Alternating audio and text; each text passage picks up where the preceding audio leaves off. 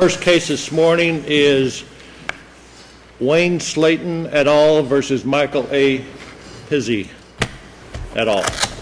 Counsel? Good morning. May it please the court. Gerald Cope for Mayor Slaton. With me is Liz Hernandez and Mayor Slaton. Also at council table on behalf of the other appellant is Raul Gastesi, the Miami Lakes town attorney, and his co-counsel J.C. Planas, and Heidi Serra is here also for the town. It has been agreed that I will make the argument for the mayor and the town. Mr. Gastesi will be available to answer any questions relating to the town's position. I propose to argue only points 1, how to interpret the town charter, and point 2, preemption, and we will rest on our briefs for the remaining issues unless anyone has questions. I'd like to reserve 3 minutes for rebuttal. All right.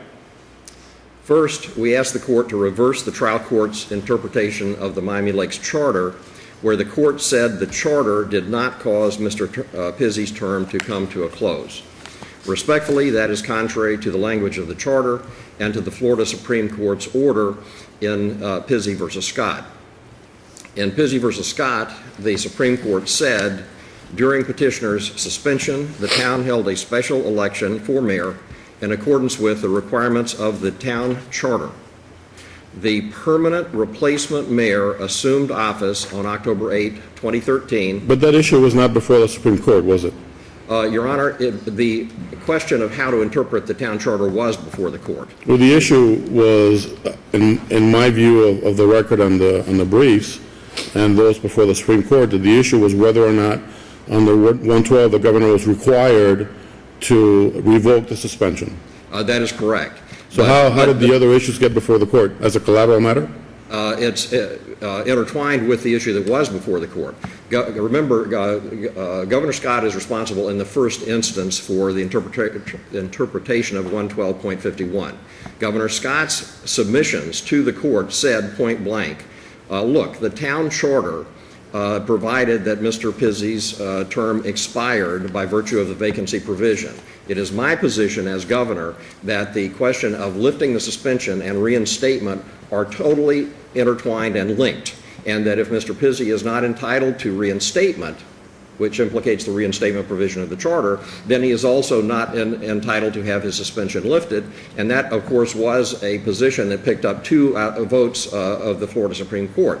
Now, I understand that, but tell me how or whether the issue of the permanency of the new mayor was briefed and discussed before the Supreme Court.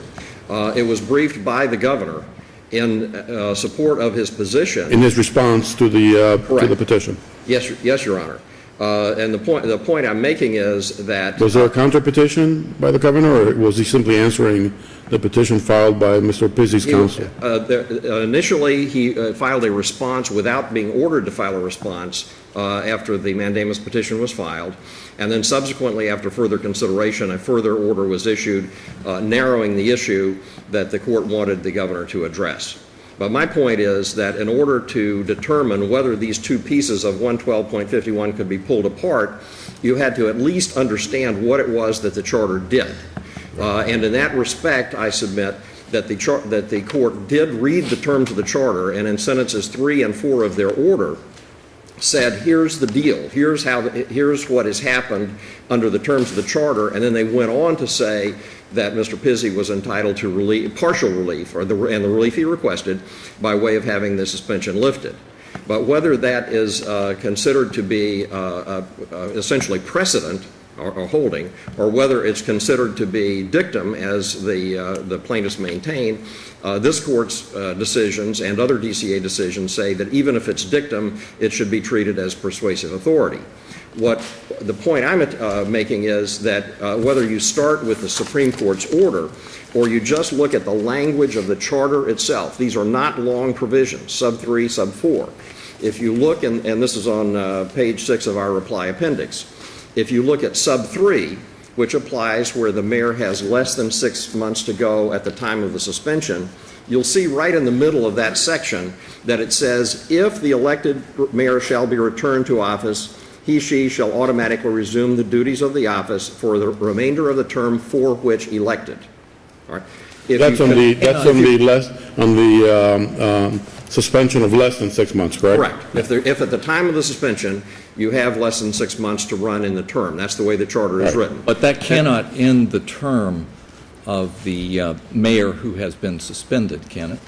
This particular subdivision, little 3, does not, and says that if you come back, then you're entitled to serve out the remainder of the term. But my point is that if you go to sub 4, there's a sharp contrast in the language, and this is why it's pretty clear the Supreme Court characterized this as it did. When you go to sub 4, there's nothing there about if the elected mayor shall be returned to office. But that countermands 112.51, though, doesn't it? No, Your Honor, I'm glad you asked that question. It does not.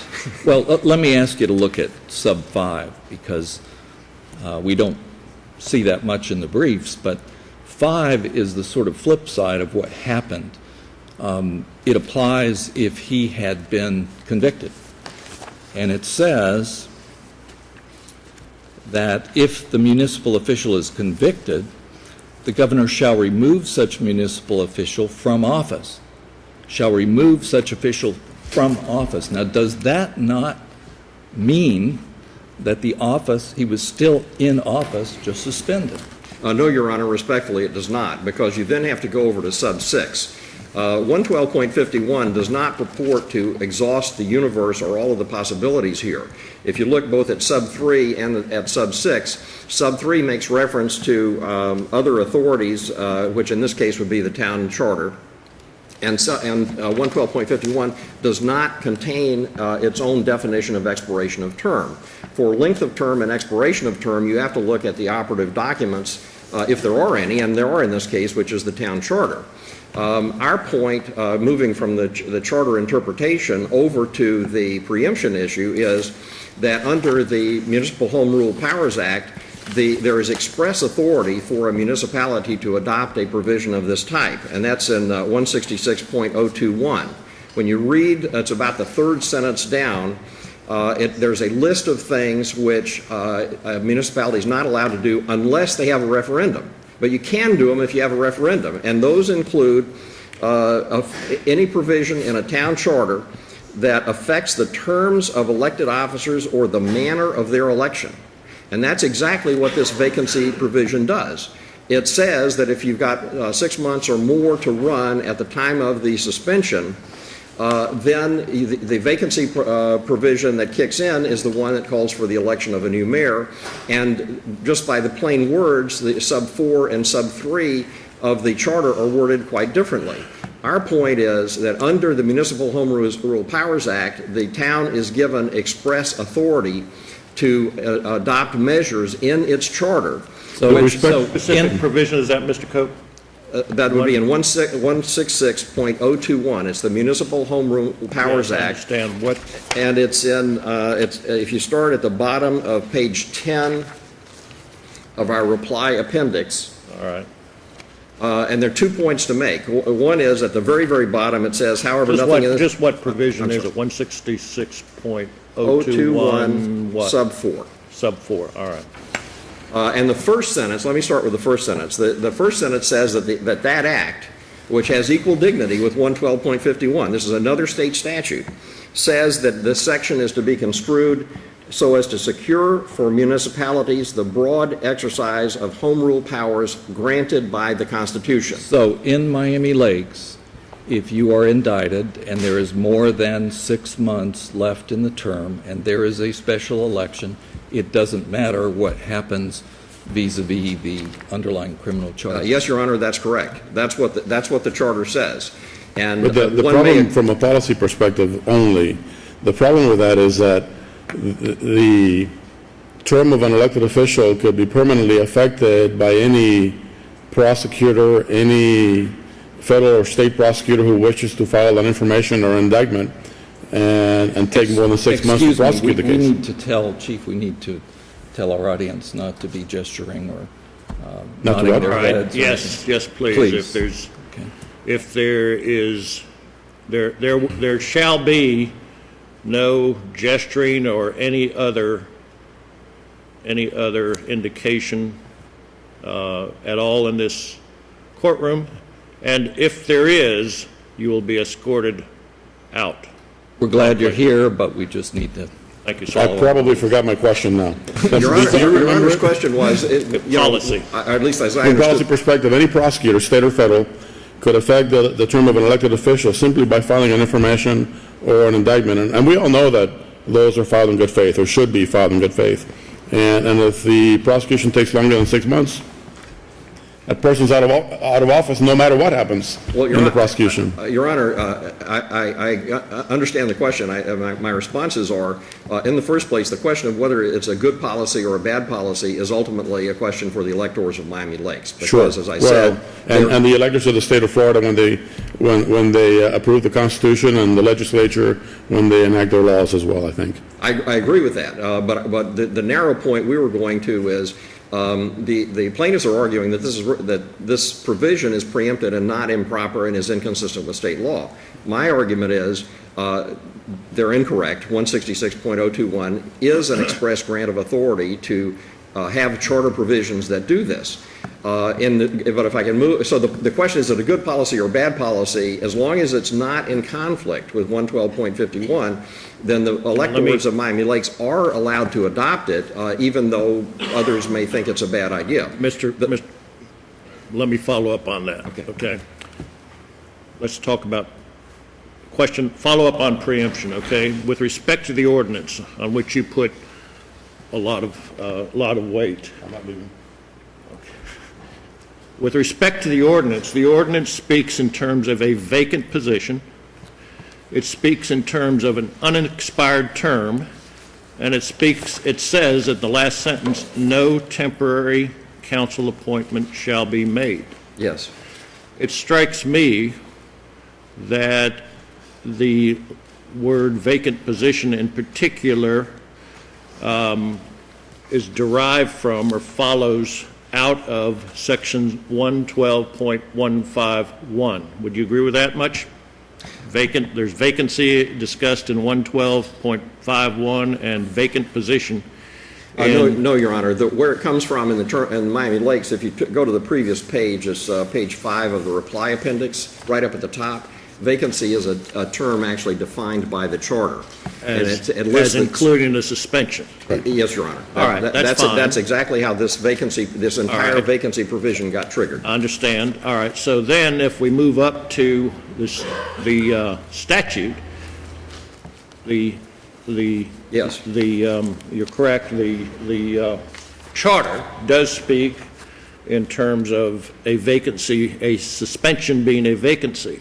If we look at 112.51, they seem to come together in that it's 112.51 says, if during the suspension the term of the municipal office expires and a successor is appointed or elected, such back pay, etc., shall be paid only for the duration of the term of office during which the municipal officer was suspended. It continues on and defines vacancy or temporary vacancy as it says the suspension creates a temporary vacancy. I'm quoting from the statute, which suggests that the vacancy creates a temporary, the suspension creates a temporary vacancy by statute, and that the temporary vacancy shall be filled by temporary appointment, and so on. And then it further says that if the municipal officer is acquitted, the governor shall revoke the suspension and restore such municipal person to office. If our task here is to harmonize provisions, isn't the harmonization more easily accomplished by reading the ordinance, reading vacant position as being caused by a suspension in both laws, unexpired term to mean the 4-year term, and the fact that there is no temporary council appointment to does it not suggest that the reason that is in there is so that if a mayor happens to be acquitted, you can back everything out? No, Your Honor, I respectfully disagree. right. On two issues. On the expire is not a defined term in the statute. It's not a defined term in the Correct. statute. So you look to determine what is expiration, you look to how the charter works. And as I said, under sub 4, when you compare the language of sub 3 and when you look at how the Supreme Court read it, All right. what results is that the vacancy provision, if at the time of your suspension you have 6 months or more left Well, in the term. not only must that ordinance be consistent with general law, i.e. 112.51, it must also be consistent with and not in conflict with the Florida Constitution, That is right? correct. I'm sorry, when we say ordinance, are we talking about the charter? I'm sorry, I just want to be clear that I know what I'm looking at, that's all. But Thank you. Your Honor, if I can, It- but I need it to is- finish, can I finish my yes, he is correct, and you may finish. Okay. The other question you asked me is, what about this no temporary council appointment? Isn't that in there to allow for the possibility that the mayor would come back? And, Your Honor, respectfully, no, that's not why it's there. In sub 3, which does expressly allow the possibility that the mayor will come back, there is a temporary council appointment. Why is that? The mayor and 6 council members comprise a body of 7 in Miami Lakes. Once there's a suspension, the mayor is out of the picture. You're now down to 6. The vice mayor becomes mayor. Vice mayor is simply another council member picked for that purpose. So now you're at 6, not 7. A temporary council member is appointed in that situation, so you're back up to full strength of 7. Of course. All right, that's in the short, less than 6 months scenario. Go to sub 4. The difference is, initially, the vice mayor steps up upon a suspension and becomes the acting mayor. The instruction to the commission under this situation is they've got to go ahead and schedule a special election within 90 days. So for this 90-day period, the mayor is gone, the original mayor is gone, the vice mayor is acting as mayor, you're only at 6 members, so you're 1 short. Once the special election is held, as it was and Mayor Slaton was elected, you're now back up to 7. Right. The reason they're saying no temporary council appointment shall be made is that you would be making a temporary council appointment to be at 7 for a period that will stretch no more than 90 days, and in this case, it was only 60 days. No more than the time it takes to hold the election. That's Well, right. let's- That's right, Your Honor. And so it's not there, they are not holding a seat open, is my point. Correct. They're holding a seat open only until the election is held. And if in But- fact the council member decided that he wanted to, or he or she wanted to run for mayor, that council member would have to resign his or her seat to run for the mayor position, right? That is correct. Now, In that which would- event an election would take place to replace permanently the council member, Then you correct? go to the Constitution, it says by order, because this charter provision, which it is, okay, I'm sorry for my confusion here. The charter provision cannot be contrary to either general law or the Florida Constitution. So if we go to the Florida Constitution, it says by order of the governor, any elected municipal officer indicted for a crime may be suspended until acquitted, unless these and it says, and the office filled by appointment for a period of suspension, unless these powers are vested elsewhere in the municipal charter. It strikes me that is a limiting, do you not agree that is a limiting provision in the Florida Constitution, and that no charter or ordinance can be adopted that is wider than that limitation? No, Your Honor. Our view of that provision is that the constitutional provision itself would apply unless those powers are addressed either by general law somewhere else or by the municipal charter. In other words, we were reading that language, and we say that language means that a charter is explicitly authorized under the constitutional provision to have provisions in it that deal with vacancies and the filling of vacancies. One procedural question. Is this a quo warranto or not? Our position is that it is a quo warranto. That's the provision that applies, that there may be more, there may be quo warranto and deck action, but you start with quo warranto to determine whether or not Mr. Slaton. Mayor Slaton's position is that the correct procedure is quo warranto, and that per the case law is the exclusive remedy. Now, there are a couple of cases. There's one case where competing factions within a town each appointed competing managers, officers, committees. They had literally two dual governments, and in that scenario, the Florida Supreme Court said under that extreme circumstance you could do a deck action, but that otherwise quo warranto is the exclusive remedy. Let me ask you right quick, if you don't mind, Chief. Let's go to sub 4 of the charter for 1 second. Why can I not read sub 4 of the charter and not address the issue of reinstatement simply because at the time of the creation of the charter, that provision was already in place in Chapter 112 of Florida statutes, and they felt no need to deal with it? Why can I not read it that way? Do you understand my question? I'm saying, what if the charter was crafted as it is and worded as it is in sub 4, simply because the question of reinstatement is already addressed in Chapter 112 of the Florida statutes? Your Honor, I don't think that would be a correct reading, and here's why. If you look at all of the vacancy provisions here, they're all tied to a 6-month time frame.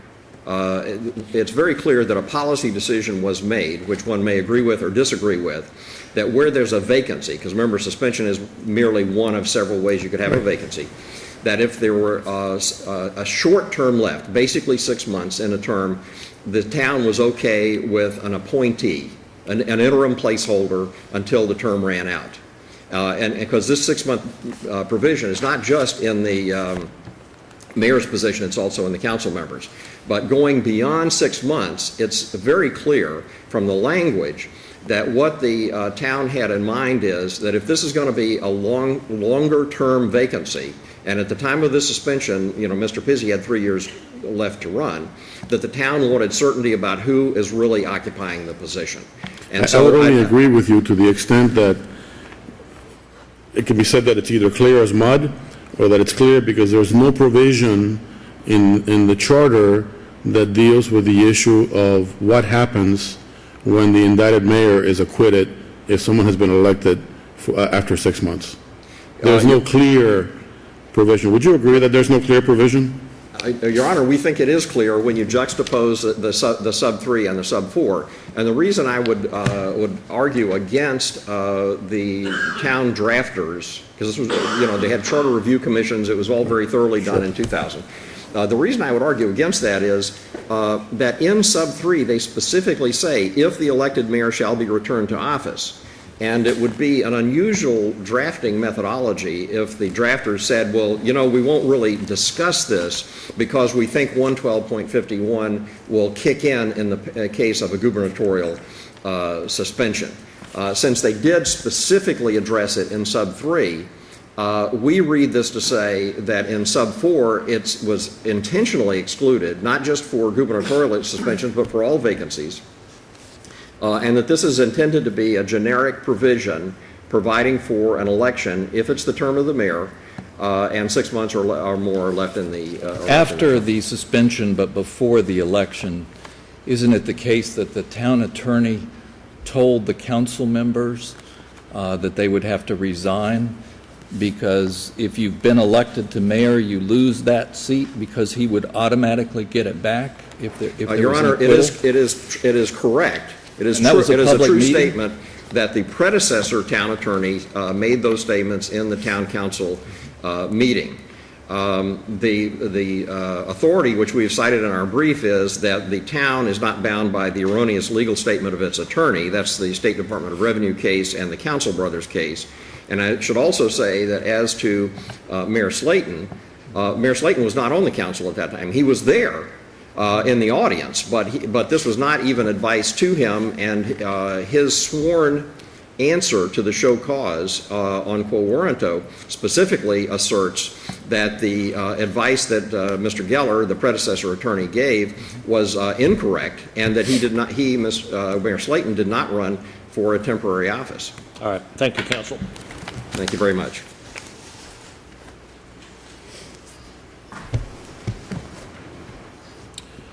Mr. Cuny, would you address at the outset the procedural question? Is quo warranto the correct procedural mechanism that should be used here? And is it exclusive or not? Or is it part of the solution, part of the procedure?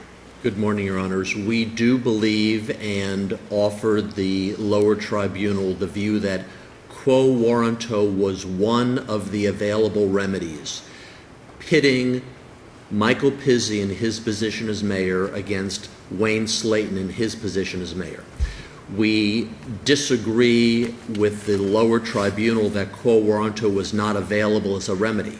In this circumstance, however, a deck action is also an available remedy, and the reason for that is the deck action brings in the town of Miami Lakes, whereas the quo warranto just pits the competing parties, All right. nobody else. So that the quo warranto, setting aside the town, quo warranto could be used to determine whether or not Mr. Slaton is entitled to be in the office, and under some case law could be used even to replace Mr. Slaton if he is not entitled to the office, correct? Isn't That's that the correct, law? Your Honor. Our understanding of quo warranto is that it tests Okay, I think not that's only the different than- legitimacy of the office, but the right of superior title. It's not outcome determinative, but I just asked that because I think the trial court found differently.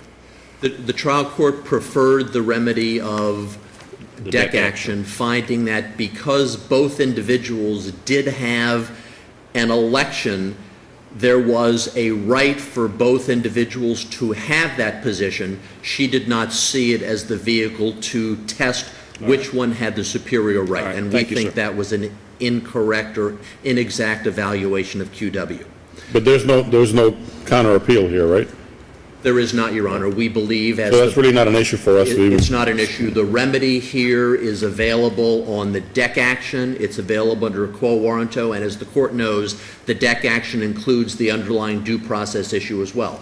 And we've taken the position on behalf of Michael Pizzi as mayor and Mary Collins as a citizen plaintiff that the harmonization between the Constitution, the statutes, the Miami-Dade County Home Rule Charter, and the town charter, which, by the way, is not unique, but is the standard town charter for every town virtually in Miami-Dade County that was chartered as the population of municipalities was able to grow.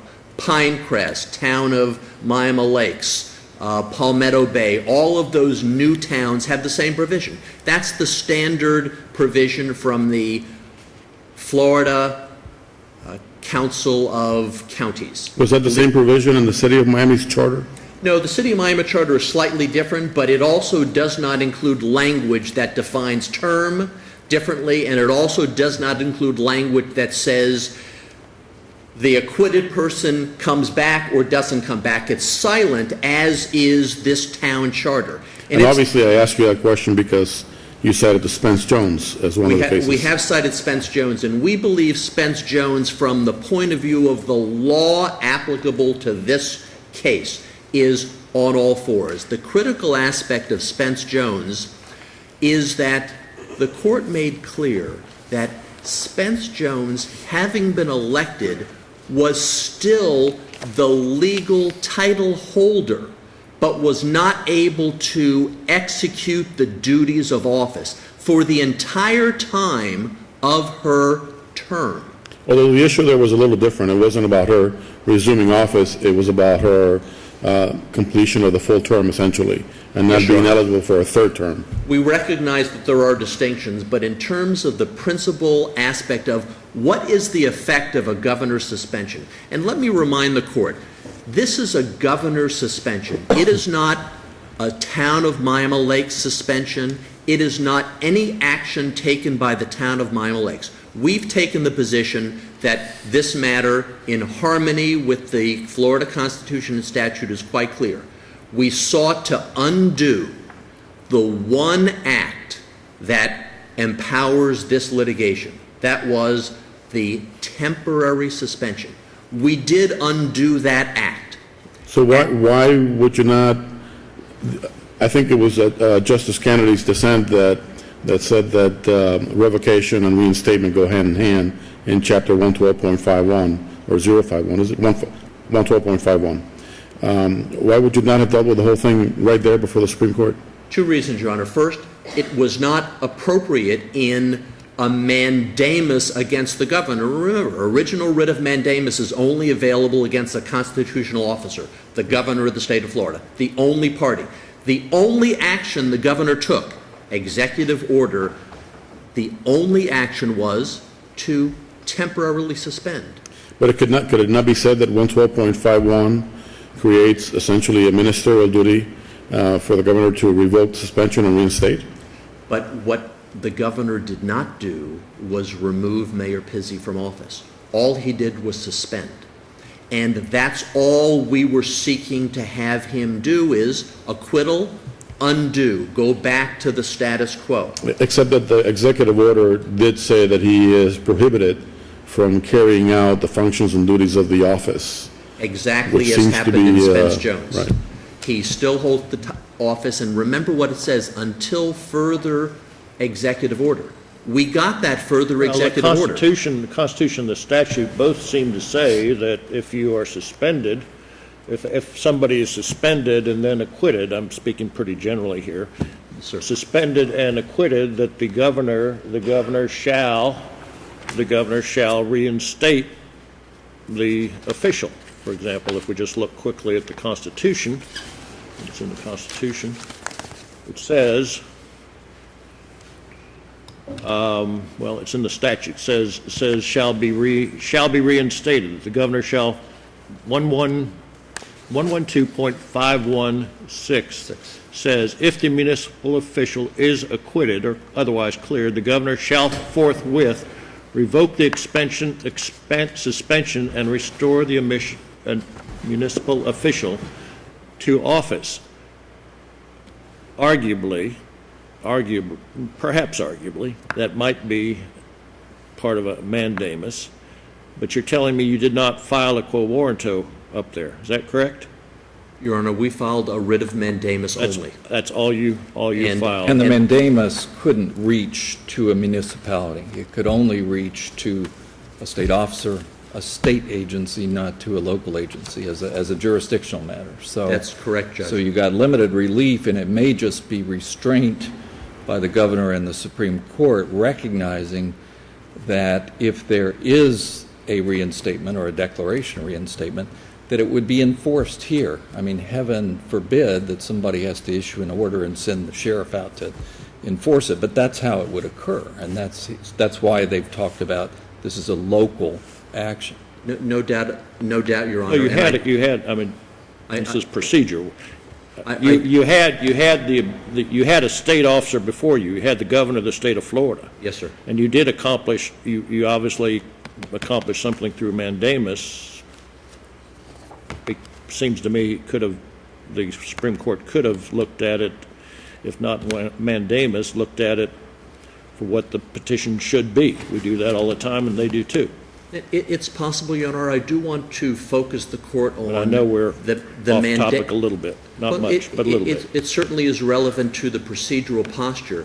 The mandamus brought was completely successful, 100% successful. Yep. And let me note that the Supreme Court order, not in the sense of offering dicta, not in the sense of controlling this court, says, on September 29, 2014, we entered an order requesting the governor to show cause why the petition for writ of mandamus should not be granted as to the narrow issue of why Executive Order 2013-217 should not be revoked pursuant to the statute, period. The answer was, yes, the executive order should be revoked pursuant to the statute. That's all you asked for. So Exactly the what we Supreme asked Court for. was using restraint and did what it did. And the only issue briefed by the parties. So Judge Cope told us, I'm sorry, Mr. Cope told us that the issue of reinstatement and permanency was raised by the governor in his response to the petition. Is that correct? And could it have been? Two things, Your Honor. First, the issue of permanency was included in the governor's response, but not briefed not presented, not raised by any of the parties. And it came in the context, Your Honor, of the town seeking to file an amicus brief, which was allowed by the Supreme Court. It was stricken by the Supreme Court for reasons that have nothing to do with the merits of the case. And the town, in that stricken brief, attempted to raise the issue that was never briefed, was never presented by the petitioner, and was never the subject of any order or discussion by the appellate court. So yes, there may have been an attempt to put the town charter before the Supreme Court, but it was never acted on by the Supreme Court, it was never briefed, it was never an issue. That is the local issue. We believe the law says once revocation of the suspension occurs, resumption of office is automatic. Not reinstatement, resumption of the office that Michael Pizzi as mayor held all the time. He just could not execute the duties of that office. And the case is as simple as that. The charter itself is not controlling. The statute is controlling. And Why is the charter not controlling? first of all, the charter says nothing about an act that has the town removing an official from office, number one. Number two, it is silent on the issue of the acquitted individual not returning to office. Three, Sub 4 of the provision in the charter is silent as to that issue, correct? absolutely. And let me mention, by the way, even though it is a 1915 case, In re advisory opinion makes clear, the Florida Supreme Court said, once the suspension is revoked, the resumption of office is automatic. It follows as a matter of law. But in response to your question, Judge Fernandez, sub 3, Romanet 3, the town makes an issue about the phrase new mayor in sub 4. New vice mayor is the same term used in sub 3.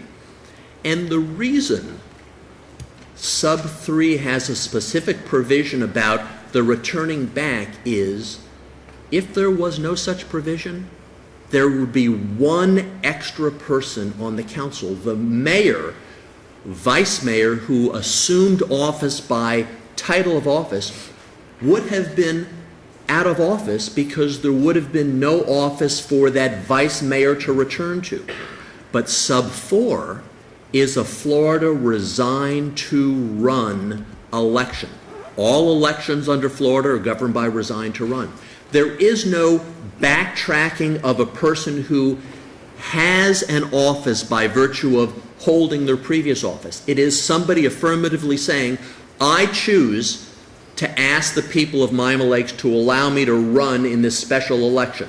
A special election that was set up, was governed by the city council meeting, a city council meeting that made clear, at least for all the world to know at that time, this is what the charter means. And if a council member decided that he or she wanted to run for mayor, he or she would have to resign the position as council person, and then, of course, no temporary appointment would be made to his or her position because it would be a permanent election.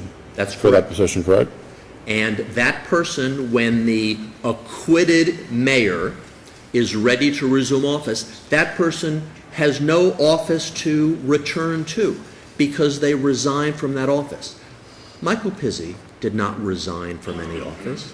Michael Pizzi was not removed from any office in terms of a removal from office. And note, the charter uses suspended or removed, two completely different concepts. A suspension is, under Florida law and the Florida Constitution, temporary. And the court has talked briefly about the policy implications of this. Not only do we believe that the Constitution, number one, is very clear. A suspension is a temporary act. Number two, the statute is clear. A vacancy caused by a suspension is temporary, and there is an automatic recourse once that suspension is removed. Recourse during the term, status quo maintains, person comes back. Recourse, acquittal after the term, there's nothing for that person to return to. So it completely fills the field. And 3, the charter itself provides no mechanism for individually and separately suspending or removing Mayor Pizzi. But there is a provision in Florida law, an election that allows the people to remove somebody from office. Full notice, full election by the people, that could have been used. You're for Mayor talking about Pizzi. the recall A recall provision? was not used. The only thing we have is an election, special election to fill the temporary vacancy. Not language that Mayor Pizzi has created, language that the Florida Constitution and the Florida legislature has set up. So the policy implications of this, in addition to Constitution, statute, charter, policy is the havoc this would cause in our municipalities by virtue of a charge. And as we have in this case, a charge that led to an acquittal. If that is the basis for having an election and essentially trumping a regular election of the people, essentially constituting a recall of the suspended official without notice to the public, the havoc to the governing and governance of the people of our municipalities would be unbelievable and untenable. That's the policy question that I asked earlier. But frankly, and you know it as well as I do, our function here is not to make policy, it's to follow the law. Absolutely, and that's So why what does the law require in this case with respect to this charter? the law with respect to this charter, the fourth aspect of our legal basis, Constitution, statute, home rule, and charter, is Mayor Pizzi returns to office, resumes that office. Frankly, should have resumed that office the day of the revocation of the suspension. That is when he was entitled to it. He had to seek legal remedy to force that issue. The town refused to honor his resumption to office, and the temporary election winner, Mr. Slaton, refused to relinquish that office. We think the remedy is very simple. We think the remedy is clear. We believe the remedy is completely consistent with every aspect of Constitution, law, and policy, and we ask the court to affirm either on the deck action or find that quo warranto was the appropriate remedy. Thank you, Your Honors. Mr. Cope, you have 3 minutes. You went over a little bit, but I'm still going to give you your full 3 minutes, sir. Thank you very much. I appreciate that. Regarding the text of the charter, sub 4, the plaintiffs say that sub 4 of the charter deals with the statement that no temporary council appointment shall be made deals with resign to run. Respectfully not true. Resign to run is a statute. It is true in this case that resign to run was discussed with the council, but resign to run is not implicated here. I went through the math previously as to why there's not a temporary, because it's a 60 or 90 day, it would be a 60 or 90 day appointment. In terms of what was in front of the Florida Supreme Court, we have put all the substantive pleadings that the court considered in this record, so you can see for yourselves. The town charter was an exhibit to Mr. Pizzi's petition, so the charter was there foursquare right to begin with. In terms of what Governor Scott said in his submissions, we have excerpted that on page 8 of our reply brief in the footnote, but the entirety, I will say that they have a very succinct writing style, so their pleadings were not lengthy. But there could be absolutely no doubt what the governor thought process was and why he was arguing what he was arguing. And I don't want to repeat myself other than to say it's very clear that the Supreme Court concluded they had to understand what this was about. And the other side has really not offered a reason why these statements about the charter are in the Supreme Court's order. And I submit they are there because the court felt it its responsibility to understand what was actually being discussed. Regarding the advisory opinion case, the 1918 case that counsel mentioned, we have explained in our reply brief involved an old Florida constitutional provision in the 1885 Constitution that said, if you were an officer who was not subject to impeachment, but the governor thought you should be removed, under that then existing constitutional provision, the governor suspended you and sent a request for removal to the Florida Senate. And the question is, if the Senate adjourned without taking action, what happened? And under that constitutional provision, if the Senate did that, then you automatically went back to office. Of course, that provision is no longer in the Florida Constitution. It's not in the 68 Constitution or 112.51, and it has no bearing here at all. My final point would be to point out that the stay in the case runs through April 30th. We have your We have your motion. for review. You have our motion. Thank you very much.